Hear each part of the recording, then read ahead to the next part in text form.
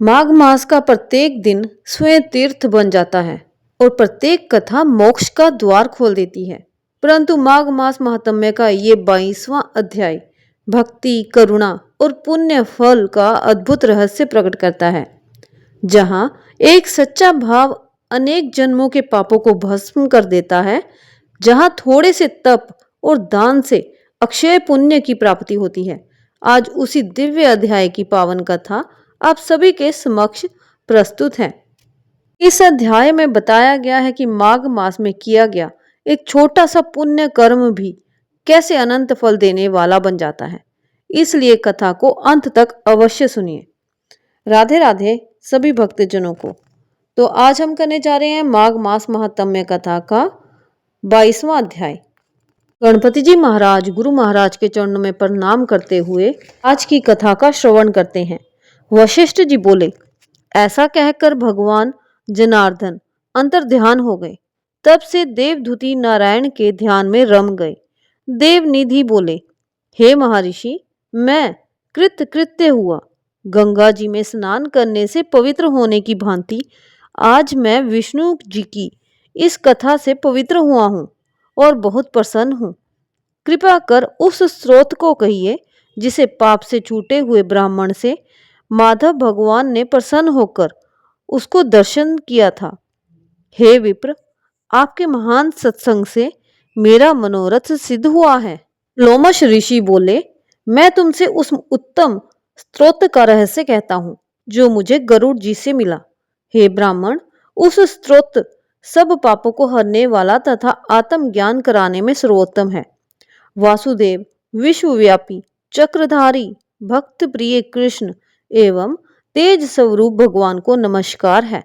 जब स्तुति करने वाला जिसकी स्तुति की जाए वह तथा स्तुति सभी जगत विष्णुमय है, तब किससे स्तुति की जाए? क्योंकि मनुष्य की बुद्धि भेद मानती है। जिस देव के निश्वास सूत तथा अंगों सहित वेद है, भला कौन सी स्तुति से उनको प्रसन्नता होगी? परंतु भक्ति से मैं वाचाल हुआ हूँ। जिसको साक्षात रूप में वेद, वाणी तथा मन नहीं जानते हैं, उनकी स्तुति मुझ जैसा अज्ञानी कैसे कर सकता है और भक्तिवान कैसे हो सकता है? समस्त चर तथा अचर एवं तीनों लोक आपकी माया से चक्र के समान घूम रहे हैं। इसलिए हे देव, आप चक्रपाणी कहलाते हैं। ब्रह्मा विष्णु आप ही हैं। समस्त संसार की रचना करने वाले ब्रह्मा को भी आप ही उत्पन्न करने वाले हैं। जब जीव इस शरीर को धारण करता है तब ही उसको ज्ञान उत्पन्न होता है। आप सब सुखों के दाता हैं, इसमें कोई संदेह नहीं है। सब सुखों को देने वाली बुद्धि आपसे ही उत्पन्न होती है। आप ही 5 कर्म इंद्री, 5 महाभूत तथा मन के विविध भाव हैं।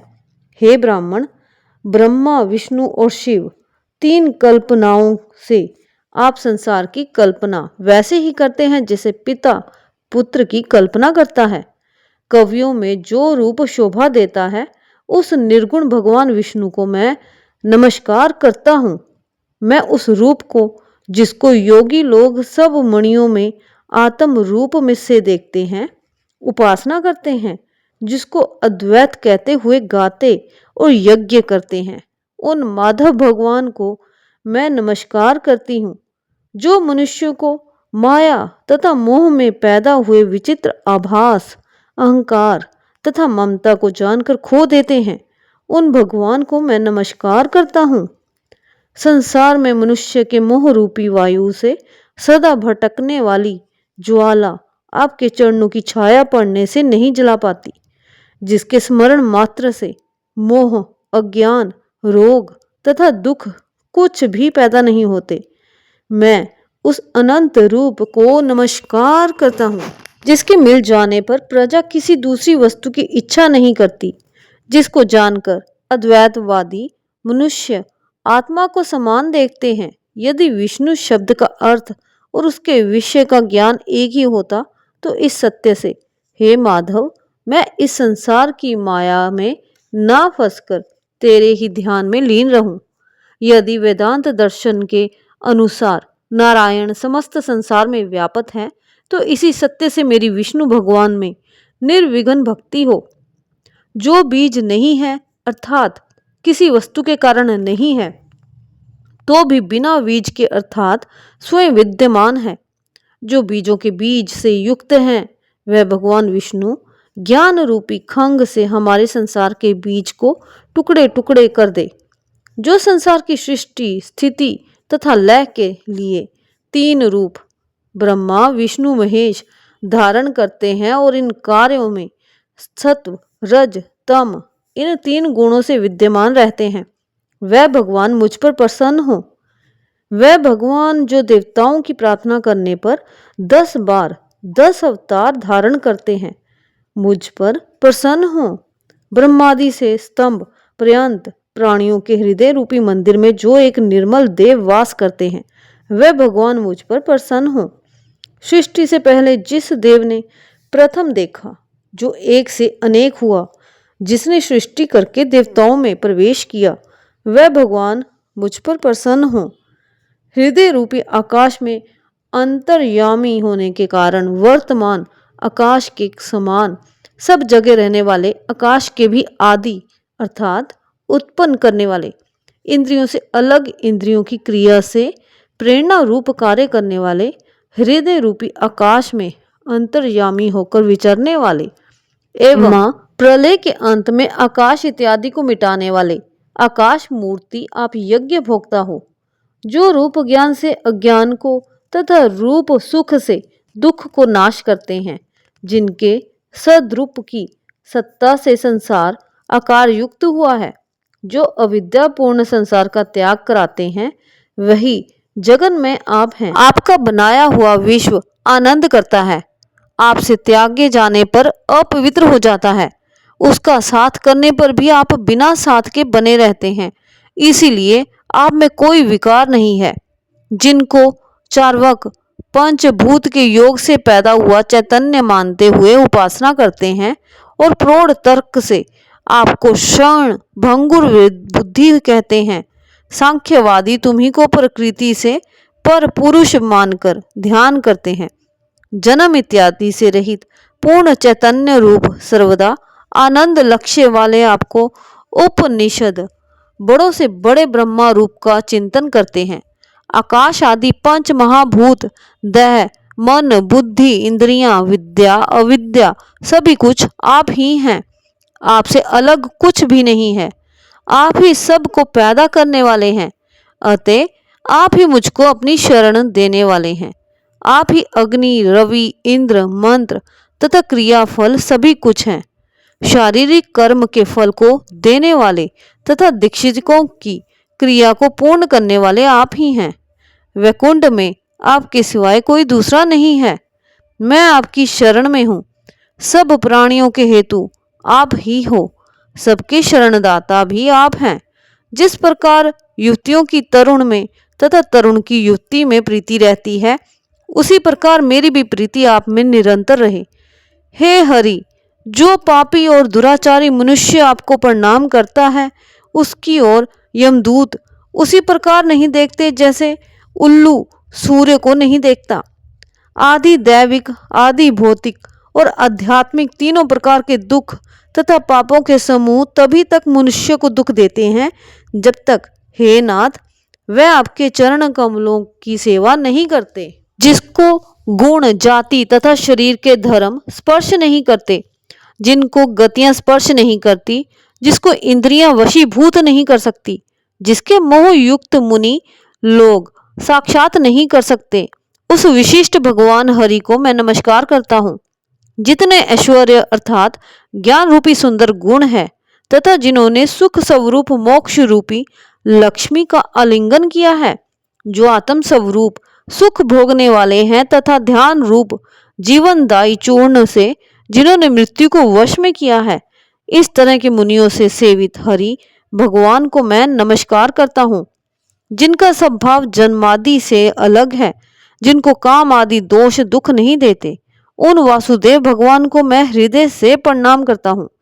स्थूल कारण में तथा कारण के विलीन में और इसके कारण को कारण कारण में वर्जित करके उन मुनि सेवित भगवान हरि को मैं नमस्कार करता हूँ, जिनके ज्ञान की संगति से अविद्या का मल शुद्ध हो जाता है, जिनकी ज्ञान रूपी अग्नि में पड़कर संसार दाह को प्राप्त होता है, जिनके ज्ञान की तलवार संशय रूपी शत्रु का नाश करती है।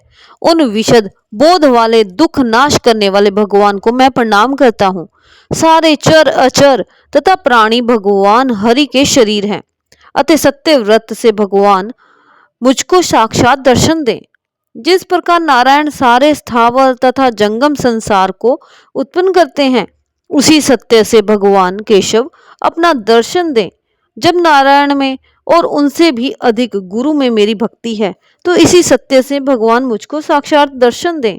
इस प्रकार की शब्दों तथा सच्ची भक्ति देकर भगवान पुरुषोत्तम ने प्रसन्न होकर उसको अपना दर्शन दिया।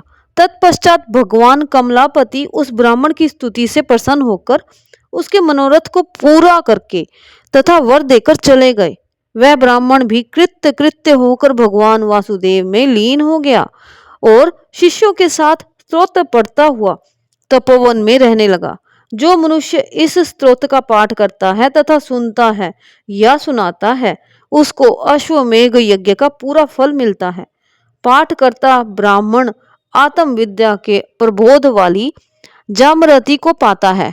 उसकी बुद्धि पाप में नहीं लगती और वह बुरा फल नहीं देखता। इस स्तोत्र के पाठ से सब मनुष्यों की बुद्धि, मन और इंद्रियां स्वस्थ होती हैं। जो मनुष्य हरि में लीन होकर भक्ति पूर्वक अर्थ का विचार करके इस स्तोत्र का जप करता है, वह पापों को दूर करके वैष्णव पद को पाता है। इस स्तोत्र का सर्वदा पाठ करने वाला अपने सब काम एवं मन चाहे फल को पाता है। उसे अति उत्तम पुत्र, दीर्घ आयु, धन एवं पराक्रम की प्राप्ति होती है। 1000 तिल पात्र और 100 गोदान करने से जो फल होता है, वह फल इस स्तोत्र के पाठ से मिलता है। मनुष्य धर्म, अर्थ, काम, मोक्ष में से जिसकी भी कामना करे, इस स्तोत्र के पाठ से वह शीघ्र ही मिल जाता है। इस स्तुति के सुनने से मनुष्य के आचार, विनय, धर्म, ज्ञान, तप तथा नीति में वृद्धि होती है। इस स्तोत्र के पाठ से महापातक एवं उपपातकों से युक्त मनुष्य भी तुरंत शुद्ध आत्मा हो जाता है। बुद्धि, धन, यश, कीर्ति, ज्ञान और धर्म सब बढ़ते हैं। दुष्ट ग्रहों की शांति तथा अशुभ का निवारण होता है। द्विजातियों को इस स्तोत्र के पढ़ने से उनको सब व्याधियों से मुक्ति मिल जाती है। नक्षत्र व ग्रहों की पीड़ा, अग्नि, चोर, सिंह, व्याघ्र, भूत, प्रेत, पिशाच, पूतना आदि किसी भी प्रकार का भय नहीं रहता तथा इस लोक और परलोक में अक्षय सुख मिलता है। वह पाप से दूर रहता है। उसको गंगा आदि पुण्य तीर्थों से स्नान करने की सी गति मिलती है। अक्षय धन, स्त्रियों का प्रिय तथा इस लोक में सत्कार प्राप्त करता है। इस स्तोत्र के सुनने तथा प्रातःकाल पाठ करने से भक्तों के यहाँ धन का अभाव, कालकर्णी, बुरे स्वप्न तथा बुरी चिंता तुरंत दूर हो जाती है और उस पर विपत्ति कभी नहीं आती।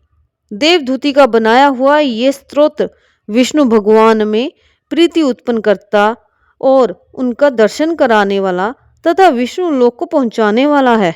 मैंने तुमसे ये पाप नाशक योग सागर नामक स्तोत्र का रहस्य कहा है। अब इसके बाद मैं तुमसे पिशाच के मोक्ष के बारे में बताऊंगा। माघ मास महात्म्य कथा अध्याय 22वां संपूर्णम। भगवान विष्णु, माँ लक्ष्मी की कृपा सदा आप सब पर बनी रहे। जो श्रद्धालु इस कथा को भक्ति भाव से सुनता या सुनाता है, उस पर श्री हरि विष्णु की विशेष कृपा बनी रहती है। इसी मंगल भाव के साथ हम माघ मास महात्म्य के इस पावन अध्याय को पूर्ण करते हैं। जय श्री हरि विष्णु की जय। माघ मास की जय।